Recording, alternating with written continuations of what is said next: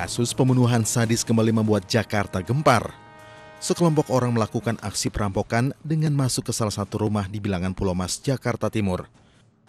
Dalam aksinya, mereka menyekap 11 orang di dalam sebuah toilet kecil. Dalam aksi tersebut, 6 orang tewas mengenaskan dan 5 orang berhasil selamat. Salah satu pelaku yaitu Ramlan Butar-Butar merupakan residivis. Ia dikenal sebagai perampok yang tak segan menggunakan kekerasan dalam aksinya. Muncul pertanyaan, apakah penjara tidak membuat seorang pelaku kejahatan jerah? Atau merasa tak lagi tersentuh malah jadi kambuh? Sebelumnya diprediksi tahun 2016 ini, angka kejahatan akan meningkat karena sejumlah faktor yang ikut mempengaruhi. Faktor ekonomi, sosial, dan hukum menjadi beberapa hal yang dianggap belum ada perbaikan secara signifikan, sehingga seseorang merasa bebas memilih jalan pintas melakukan aksi kriminalitas. Pihak kepolisian harus segera membuka langkah antisipasi yang jelas dengan meningkatnya angka kriminalitas yang ada, khususnya di ibu kota.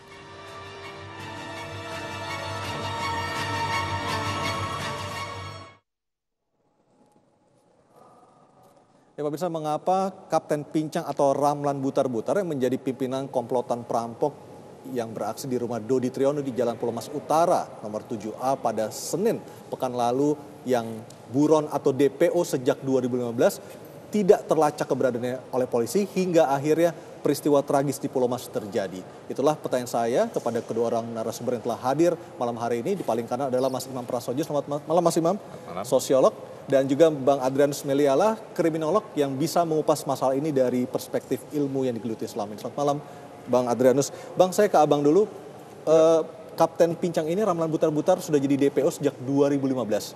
Dan dia bekerja sehari-hari sebagai sopir angkutan kota. Tapi polisi tidak bisa melacaknya sampai akhirnya tragedi di Pulau Mas ini terjadi. Apa yang menjadi penyebab kalau dari kacamata Anda sendiri, Bang? Jadi memang angka DPO di Polri tinggi ya. Dan DPO dan kemudian ketemu juga rendah. Ya. Penyebabnya apa? Satu, ya sistem administrasi di Indonesia itu kan memang seperti rimba raya ya, di mana kalau orang itu bisa bersembunyi di kerumunan dan nggak ketahuan itu mungkin sekali. Lain halnya kalau misalnya di negara maju, maka kita gesek credit card langsung semuanya akan muncul identitasnya. Muncul semua. Di Indonesia kan nggak begitu. Yang kedua juga harus diakui bahwa di kepolisian juga tidak memiliki sistem surveillance yang baik sehingga kemudian lalu ya tadi dia ketemunya itu hanya ketika misalnya orang kena tilang lalu kemudian kebetulan atau ketika dia berbuat sesuatu kebetulan ya, dan biasanya ketika yang bersangkutan kebetulan ketangkap maka kemudian seperti halnya kartu truf itu ya langsung kebuka semua gitu ya. Nah masalahnya adalah bahwa dia belum kebetulan ketangkap nih. Nah, tapi kan Ramlan Butar-Butar ini sehari-hari bekerja sebagai sopir angkutan kota, artinya dia tidak bersembunyi, bahkan dia sudah tinggal 2 tahun di Rawalumbu, Bekasi. Masalahnya begini juga, di kepolisian itu karena tidak ada database yang bersifat sentral, maka polisi Depok tidak kenal dia. Yang tahu tuh hanya polisi di Reskrim di Polda Metro misalnya begitu ya. Apalagi ketika kita bicara mengenai bahwa mutasi di kepolisian itu cepat sekali, maka tadi bisa saja dalam hal ini polisi Depok yang tiap hari bersebelahan tidak kenal dengan dia. Nah itu salah satu situasi. Padahal seharusnya apapun informasi yang dimiliki oleh kepolisian setempat harusnya disebar ke polisi dimanapun ya. Ya ini yang memang menjadi kritik kepada kepolisian yakni sistem komputerisasinya itu amburadul. Baik. Nah kembali pada mumpung sekarang Pak Tito katanya bagus ini, ya itu yang kita dorong dalam rangka menjadi tadi semakin centralized, computerized dalam rangka bekerja. Baik. Mas Imam, kalau kita berbicara soal Ramlan Butar-Butar, tadinya dia adalah seorang residivis, tapi ternyata hukuman tidak membuat ia jera. Apa yang jadi penyebabnya, Mas Imam? Ya, kita punya namanya lembaga pemasyarakatan. Jadi paradigmanya memang menjadi lembaga yang bisa memasyarakatkan kembali, mengembalikan dia ke dalam norma-norma masyarakat. Tapi sekarang kita tahu nih kan, kebetulan kami dengan Pak Adrianus ini berdua sama-sama di BP, Badan Pertimbangan Pemasyarakatan. Kita punya masalah overcrowded, ya luar biasa. Satu ruangan begitu sempit, begitu penuh dengan narapidana.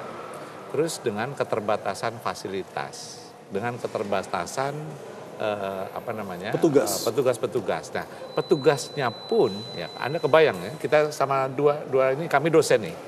untuk mendidik mahasiswa normal kan sebetulnya itu saja nggak mudah. Apalagi ini orang dengan beragam latar belakang. Nah jadi kalau itu tugas lembaga pemasyarakatan adalah merubah mindset, maka harus ada cara tertentu. Pertama fasilitas infrastrukturnya harus diperbaiki, ya. Terus kemudian juga mungkin harus partisipatif, tidak bisa hanya mengandalkan petugas lapas yang dalam hal ini pendidikannya pun sangat terbatas. Anda bisa bayangkan ya, ada di sini napi kriminal, ada napi narkoba, napi teroris, napi beragam banyak dengan latar belakang yang berbeda-beda. Itulah yang menjadi jawaban juga mengapa akhirnya LP justru menjadi tanda kutip tempat subur bagi orang untuk melakukan kejahatan berikutnya.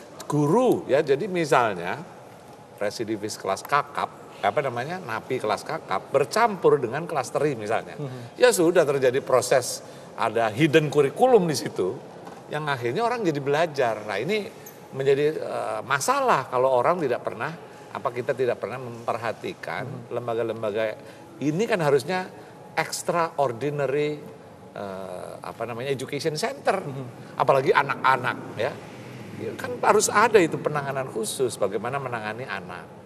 Baik. Nah, tapi sebetulnya kalau lihat dari datanya, dia yang bersangkutan baru sekali masuk penjara. Artinya konteks residivis yang artinya bolak-balik penjara belum terjadi pada dia. Jadi dia berkali-kali berbuat, baru kena sekali, kemudian begitu keluar berkali berbuat. Artinya dia belum berkali-kali. Meskipun yang terakhir dia tetap tidak sempat di penjara karena dia dengan alasan sakit. Dia dibantarkan. Nah, jadi dengan kali dia belum masuk sistem penjara begitu. Gitu. Tapi pada saat yang sama, kenapa tadi ngomongin DPO ya? Kalau di luar negeri, saya tahu misalnya ada yang lepas dari lapas, itu langsung diumumkan ke publik bahwa ini loh, ada warning bahwa orang DPO-nya ini seperti ini. Lepas. Jadi semua orang tahu wajah dia. Nah saya tidak tahu apakah di Indonesia itu menggunakan sistem seperti itu, di mana masyarakat itu bisa ikut partisipasi, mengawasi lingkungannya. Nah kalau di sini aja polisi nggak ngerti siapa yang jadi apalagi masyarakat publik gitu. Itu kan ada satu sistem yang saya nggak tahu apakah itu dimungkinkan kita ikut tahu siapa orang-orang yang masuk dalam kategori DPO. Sebenarnya polisi itu tidak ada sistemnya atau memang sudah ada sistemnya tapi memang karena begitu rumitnya administrasi menjadi tidak jalan sistem itu, Bang Adrianus? Lebih kepada karena semuanya manual ya.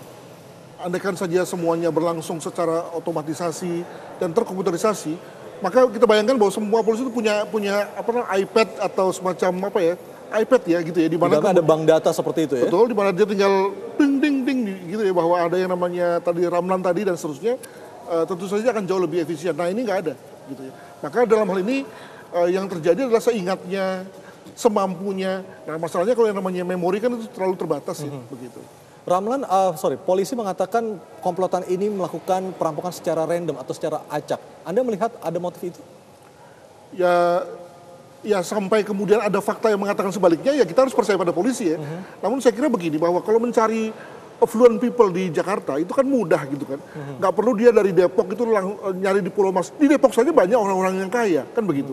Nah mengapa harus langsung cari ke Pulau Mas? Jadi saya kira faktor kebetulannya tinggi sekali dalam rangka ini adalah random. Saya lebih melihat ini sebagai designated ya, memang dipilih. Nah masalahnya apakah memang benar dipilih atau tidak ya tentu kita perlu fakta. Ya. Itu yang belum ada. Gitu. Baik, nanti kita akan lanjutkan lagi Mas Imam dan Bang Adrianus. Dan pemirsa tetaplah bersama kami di Talk to News. Kami akan masih terus membahas kasus perampokan yang disertai dengan pembunuhan sadis di Pulau Mas Utara nomor 7A. Sesaat lagi hanya di Talk to News.